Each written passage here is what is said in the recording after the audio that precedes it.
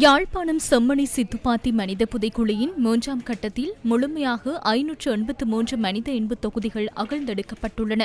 யாழ்ப்பாணம் நீதவான் எஸ். லெனின்குமார் முன்னிலையில் நடைபெற்ற அகழ்வு பணியில் தொல்லியல் பேராசிரியர் ராஜ் சோமதேவ மற்றும் சட்ட வைத்திய அதிகாரி செல்லையா பிரணவன் தலைமையிலான குழுவினர், தடயவியல் போலீசார், யாழ்ப்பாண பல்கலைக்கழக மாணவர்கள், நல்லூர் பிரதேச சபை ஊழியர்கள் ஆகியோர் பங்கேற்றிருந்தனர்.